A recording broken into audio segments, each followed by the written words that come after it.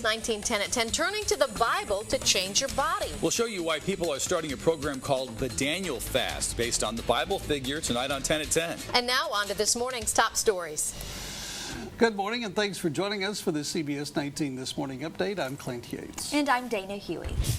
A developing story that we're following for you. Fort Hood is back open this morning after a soldier killed at least 3 people and then injured 16 others before he turned that gun on himself. The Army post, which is located in central Texas, was locked down yesterday afternoon after Ivan Lopez allegedly opened fire in 2 buildings and from a vehicle.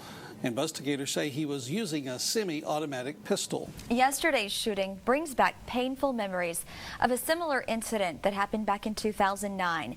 That's when Army psychiatrist Nidal Hassan killed 13 people at the very same post. Now, some are questioning whether security improvements that have been put in place since then are enough.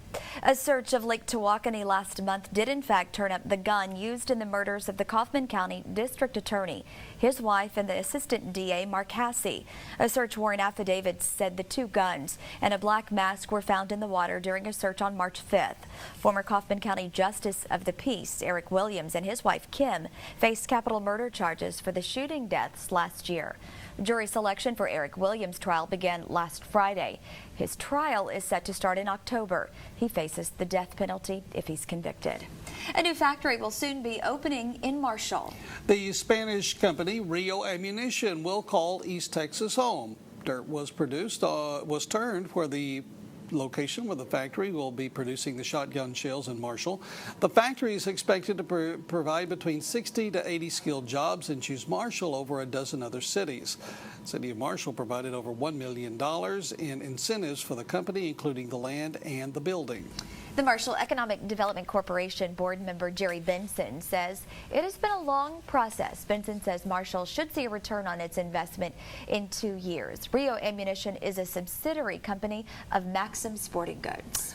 Pretty good chance of some thunderstorms later today. Let's get over to Scott Fossey. Clinton, Dana, your Thursday forecast today on what we like to call Friday Eve around here. Cloudy skies this morning, some early morning drizzle. You're going to notice the wind and the warmth already. Our morning low temperatures earlier this morning topping where we should be for our daytime highs today. We won't see a whole lot of sunshine, so the temperatures, while they will increase, won't increase as much as they would if we had sunshine breaking through the cloud cover out there during the day today.